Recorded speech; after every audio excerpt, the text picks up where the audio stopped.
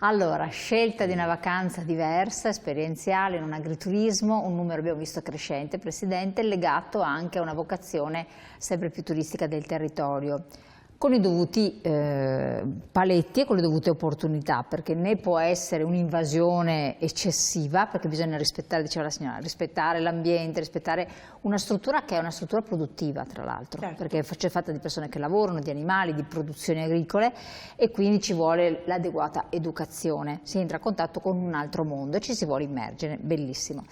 Padova, Urbs Picta, quindi è trattore, c'è in cantiere forse l'opportunità poi di avere il MAB UNESCO, no? Per quanto riguarda la zona dei colli, potrebbe essere un'altra pedina interessante o no? Come la vedete? Guardi, noi innanzitutto è necessario, come dire, cogliere le opportunità, questo in generale nella vita, noi lo conosciamo nelle nostre aziende, che molto spesso ci domandiamo come riuscire a migliorare i nostri prodotti e le nostre produzioni, e ogni tanto bisogna avere anche il coraggio di cogliere delle opportunità.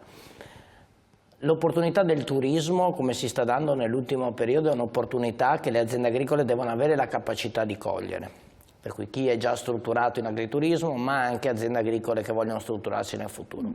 Su questo una grossa opportunità che viene data riguarda appunto il territorio dei Colli Euganei, perché il riconoscimento del MAB UNESCO, per chi ha seguito la vicenda, un percorso molto lungo che è durato 2 anni e mezzo di incontri sul territorio per arrivare alla proposta di candidatura per diventare appunto un sito MAB UNESCO, Man and Biosphere, uomo e ambiente, riconosciuto, quindi entrare in una rete internazionale globale di siti che vengono attraversati e che vengono conosciuti e riconosciuti per la loro estrema come dire, importanza sotto il profilo naturalistico, aprirà con molta probabilità insomma, anche delle opportunità sotto il profilo turistico, di un certo tipo di turismo, appunto quello legato alla natura, quello legato al turismo lento, alla bicicletta, alla conoscenza dei luoghi, delle tradizioni, della cultura.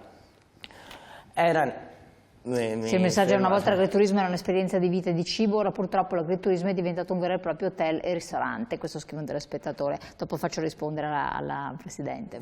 Sì, comunque rispetto a questa opportunità che viene data al possibile riconoscimento, settimana prossima, il 5-7 luglio ad Agadir si riunisce, incrociamo le dita, si riunisce il comitato appunto che certifica il fatto che un sito è sufficientemente importante sotto il profilo naturalistico e propone delle progettualità di tutela dell'ambiente di un certo tipo, viene riconosciuto come MAB UNESCO. Noi speriamo di rientrare col territorio dei Colli Euganei e speriamo anche in questo di riuscire a dare il nostro contributo come agricoltori, perché poi all'interno di questo sito MAB UNESCO si aprono una serie di opportunità che riguardano anche finanziamenti, ma anche creazione di valore aggiunto del territorio, di economia del territorio, che credo che proprio per la connotazione del MAB UNESCO noi agricoltori potremmo giocare un ruolo molto importante. Su questo, come sempre, deve esserci una riflessione che riguarda tutte le difficoltà che il nostro mondo sta vivendo,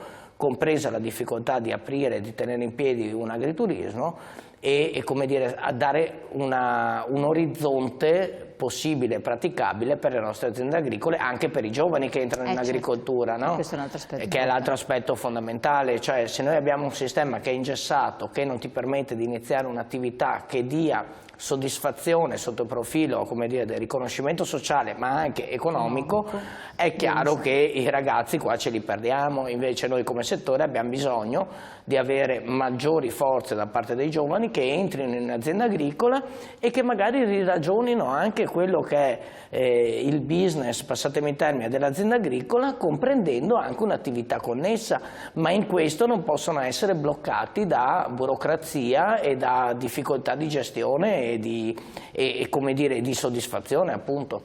Buongiorno Elena, sono belle queste trasmissioni che ci rimandano al nostro territorio, bravi, e quindi bravi CIA che le propone per svilupparle insieme. Presidente, rispondiamo anche al messaggio del nostro telespettatore che vede molti agriturismi trasformati in ristoranti, adesso effettivamente sui Colli Euganei, rifacendosi a questo, non dice vado in agriturismo, in realtà vai in un ristorante, e dice a volte sono come gli hotel. Che cosa obietta? Allora, Non credo poco a questo, nel senso che, come dicevamo anche prima, per esempio per poter accogliere le persone, anche per il pernottamento, per la prima colazione, noi dobbiamo usufruire solamente di strutture e di fabbricati già esistenti, non possiamo costruire niente di nuovo, e per cui generalmente le nostre stanze, i nostri mini appartamenti, le nostre nascono da strutture veramente già architettate in maniera diciamo consoni al nostro lavoro, e quindi sono già fabbricati che erano strutture rurali, quindi non hanno niente a che vedere con un hotel, questo sono sicurissima. Per quanto riguarda la ristorazione, qui sta la nostra veridicità, come dicevamo prima. Per quanto riguarda i prodotti della nostra ristorazione, sono i nostri prodotti, e noi qui come Turismo Verde ci teniamo molto e siamo molto accorti a questa cosa. Quindi, come dicevo prima, alleviamo i nostri animali, produciamo i nostri vegetali, ecco, i nostri vini, quindi di base anche la serietà del singolo operatore. Esatto, però io parlo della nostra associazione adesso, e quindi mi sento di dire che i nostri agriturismi sono veri agriturismi, perché ci teniamo molto.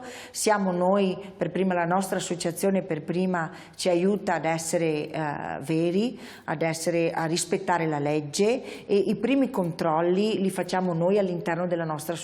Siamo molto selettivi già noi come associazione, e per questo ringrazio anche, perché, come ripeto, soprattutto chi è riuscito a continuare l'attività dopo il Covid sono veramente gli agriturismi quelli veri. Ecco, quindi il fatto che un agriturismo, per un attimo collego un messaggio, l'agriturismo è diventato un vero e proprio business, bisognerebbe che fosse maggiormente controllato e certificato. Sono andata a fare un weekend in Toscana e ho trovato poco e niente dei loro prodotti, la giustificazione era che venivano da aziende agricole del territorio. Bah, scrive un telespettatore o telespettatrice. Beh, quello che dicevamo, no? La differenza tra i diversi modelli regionali, delle norme regionali che ci sono per la Toscana. Per fare l'agriturismo è sufficiente che i prodotti siano del territorio toscano, della regione. Esatto, punto. Comunque c'è già la regione, vabbè. Esatto. Però se uno fa parte, un agriturismo, vuole entrare a far parte del turismo verde, dell'associazione che è dentro la CIA, sì. Diceva la Presidente, ci sono dei controlli, non è che chiunque, magari chi è più diciamo di vocazione ristorante, hotel, può entrare, bisogna che sia un'azienda agricola, quindi voi appurate, certificate questo. Noi quando chiediamo di entrare all'interno di una nostra associazione, o meglio, quando qualcuno ci chiede di entrare in una nostra associazione, l'associazione ha anche, come dire, una modalità di rappresentare, perché nella bandiera Turismo Verde dopo tutti si identificano, i soci di Turismo Verde, e quindi anche, passatemi il termine, tra virgolette, un marchio di riconoscimento. Quindi è importantissimo che i soci di Turismo Verde siano ligi a quello che sono le norme e anche all'offerta che propongono, perché sotto quella bandiera non è solo la tua azienda, ma è anche quella che ci sta vicino, l'altra, quella che è all'interno, nel nostro caso, della CIA. Per cui è importantissimo, come sempre, che quando si utilizzano dei loghi collettivi o sia all'interno di un'associazione ci siano delle verifiche e si verifichi l'operato delle nostre aziende agricole, perché se no ne va del lavoro di altri operatori che sono all'interno dell'associazione. Posso come dire, aggiungere una cosa? Non vorrei andare in conflitto col telespettatore quando ho detto sono dei veri e propri business. Però io su questa cosa qua, nel senso, mi sento anche di dire che noi non facciamo attività di volontariato, cioè è un business, certo, vogliamo riuscire a vivere delle attività che noi facciamo e delle proposte che offriamo, certo, lo dobbiamo fare, come dire, avendo la capacità di descrivere il lavoro, la fatica del nostro lavoro, di dare valore al nostro lavoro, sicuramente, ma non mi si può incolpare che io all'interno dell'azienda agricola faccio business, ma è chiaro, voglio dire, è il nostro lavoro, non è un hobby, non è un hobby. Tra l'altro abbiamo collaboratori, paghiamo i contributi, paghiamo gli stipendi, Nel senso, bisognerebbe un po' iniziare, e questo lo dico veramente senza voglia di creare polveroni o polemiche sterili, però bisognerebbe cominciare a capire che l'attività agricola non è quella immaginata con il ragazzino col cappello di paglia e la spiga di grano che passeggia in mezzo ai campi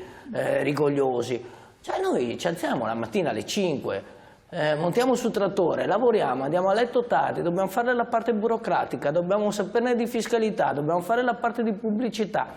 Cioè è un'attività complessa, quella nostra di riuscire a rimanere sul mercato, ma in più andrebbe anche considerato il valore aggiunto che noi doniamo, passatemi il termine, questo sì perché non è retribuito, al territorio, mantenendo quel territorio sotto il profilo della, appunto ripeto, della parte idrogeologica, della gestione della biodiversità, della possibilità di mangiare cibo sano. Cioè questi elementi qua, che sono elementi del paesaggio, stiamo parlando di turismo, immaginatevi i Colli Euganei cosa sarebbero senza le attività agricole. Perché ve lo dico io che ho un pezzettino di azienda sui Colli Euganei, lì con le specie alloctone che noi abbiamo, Robinia pseudacacia e ailanto, se non ci sono le attività agricole dei colli non rimane niente.